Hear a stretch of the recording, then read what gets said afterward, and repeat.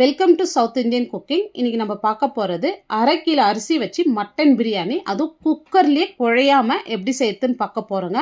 இந்த பிரியாணியை பிகினர்ஸ் கூட ரொம்ப ஈஸியாக செஞ்சு முடிக்கலாம். அந்த அளவுக்கு ரொம்ப சிம்பிளாக இருக்கும், டேஸ்ட் ரொம்ப சூப்பராக இருக்கும்.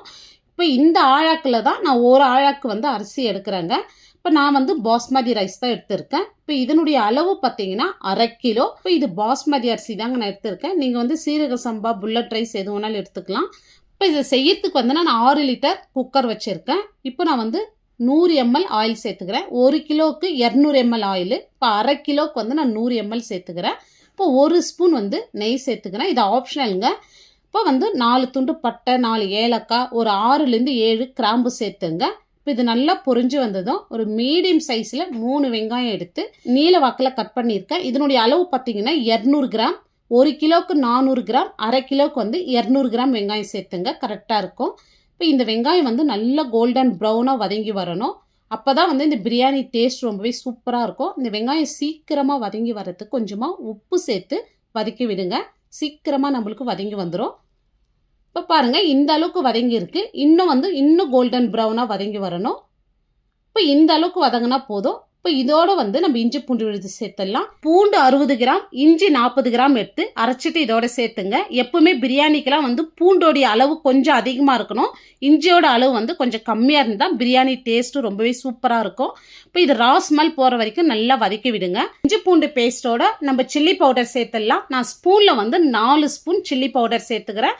இது அரை கிலோ அரிசிக்கு கரெக்டாக இருக்கும் காரம். இப்போ இந்த மாதிரி இஞ்சி பூண்டோட சில்லி பவுடர் சேர்த்து வதக்க சொல்ல பிரியாணியோட கலர் நல்லா வரும். இப்போ நான் தயிர் 100 ml தயிர் எடுத்திருக்கேன். இப்போ இந்த தயிர் சேர்த்துடலாம். 1 கிலோவுக்கு 200 ml தயிர், அரை கிலோவுக்கு 100 ml சேர்த்துங்க, கரெக்டாக இருக்கும். இப்போ தயிர் சேர்த்துட்டு நல்லா வதக்கி விடுங்க. இது எல்லாமே ஃப்ளேம் மீடியமாகவே இருக்கட்டும், இல்லைனா அடிப்பிடிச்சிடும்.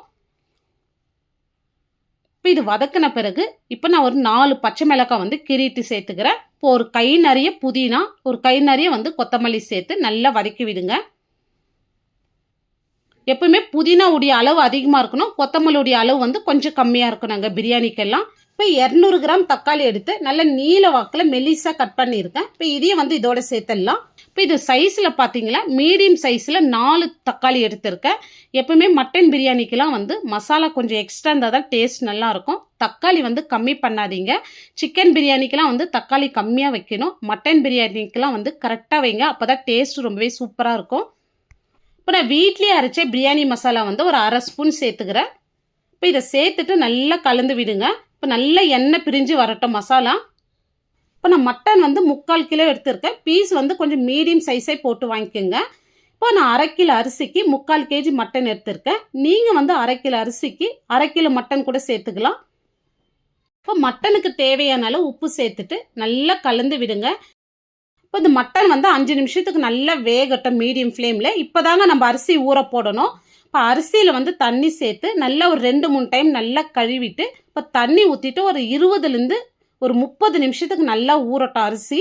இப்போ இது ஒரு சைடு இருக்கட்டும். இப்போ இந்த மசாலாலேயே ஒரு 5 நிமிஷமாக கறி நல்லா வெந்துன்னு இருக்குது. இப்போ நம்ம தண்ணி சேர்த்துடலாம். இப்போ நான் ஒரு ஆழாக்கு அரிசி எடுத்தேன். இப்போ ஒரு ஆழாக்குக்கு நான் 1.5 ஆழாக்குன்னு தண்ணி சேர்த்துக்கிறேன். இப்போ 1க்கு 1.5 தண்ணி சேர்த்துங்க. இப்போ இந்த இடத்துல உப்பு காரம் செக் பண்ணிங்க. இப்போ நான் குக்கர் மூடி போட்டு ஒரு 5 விசில் விட்டு எடுத்துக்கிறேன். நீங்கள் இலை ஆடா எடுத்துருந்தீங்கன்னா ஒரு 3 விசில் மட்டும் விட்டு எடுத்துங்க. இப்போ கம்ப்ளீட்டாக ஸ்டீம் ரிலீஸ் ஆனதும் குக்கர் ஓப்பன் பண்ணிவிட்டு ஸ்டவ் ஆன் பண்ணிவிடுங்க. இப்போ பாருங்கள், உங்களுக்கு மட்டன் நல்லா வெந்து வந்திருக்கும். இப்போ பாருங்கள் மட்டன் எந்த அளவுக்கு வெந்திருக்கு பாருங்கள். ஒரு மீடியம் சைஸ் லெமன் எடுத்து பாதி லெமன் புழிஞ்சு வச்சுருக்கேன். இப்போ அதையும் சேர்த்துடலாம். இப்போ லெமன் ஜூஸ் சேர்த்து ஒரு நிமிஷத்துக்கு மட்டும் நல்லா கொதிக்கிட்டோம். இப்போ அரிசி அரை மணி நேரமாக ஊறின அரிசி தண்ணி வடிச்சிட்டு இதோட சேர்த்துருங்க.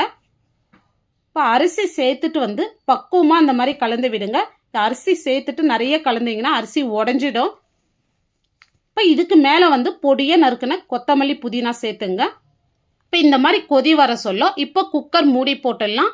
இப்போ குக்கர் மூடி போட்டு ஒரு விசில் மட்டும் விட்டு எடுத்தால் போதும். ஏன்னா அரிசி அரை மணி நேரமாக ஊறி இருக்குது. ஒரு விசில் கம்ப்ளீட்டாக ஸ்டீம் ரிலீஸ் ஆன பிறகு ஓப்பன் பண்ணுங்கள். இப்போ குக்கர் ஓப்பன் பண்ணதுமே மட்டன் பிரியாணி வாசனை அந்த அளவுக்கு ரொம்ப சூப்பராக இருக்குங்க. இது குக்கர் பிரியாணினே சொல்ல மாட்டீங்க, அந்த அளவுக்கு ரொம்பவே வாசனையாக இருக்குது. சாதம் பாருங்கள் குழையாமல் நல்ல உதிரி உதிரியாக வந்திருக்கு பாருங்கள். இந்த பிரியாணி வந்து நான் செஞ்ச மெத்தட்லேயே நீங்கள் செஞ்சீங்கன்னா பிகினர்ஸ்லேருந்து பேச்சுலர் வரைக்கும் ரொம்பவே சூப்பராக செய்வீங்க. இப்போ மட்டன் பாருங்கள் நல்ல சாஃப்டாக பஞ்சு மாதிரி வந்திருக்கு பாருங்கள். இப்போ மட்டன் பிரியாணி வந்து குக்கர்லேயே நல்லா குழையாமல் உதிரி உதிரியாக செஞ்சுருக்கோம். இந்த வீடியோ உங்களுக்கு பிடிச்சிருந்தா கண்டிப்பாக நீங்கள் ஒரு முறை செஞ்சு பாருங்கள். செஞ்சு பார்த்துட்டு எப்படி வந்ததுன்னு உங்களுடைய ஃபீட்பேக்கை கமெண்ட்ஸில் சொல்லுங்கள். லைக் பண்ணுங்கள், ஷேர் பண்ணுங்கள். நம்ம சவுத் இந்தியன் குக்கிங் சேனலை சப்ஸ்கிரைப் பண்ணாத பார்த்துட்டு இருந்தீங்கன்னா சப்ஸ்கிரைப் பண்ணிவிட்டு அப்படியே ஆல்ன்ற ஆப்ஷனையும் கிளிக் பண்ணிவிடுங்க. தேங்க்ஸ் ஃபார் வாட்சிங்.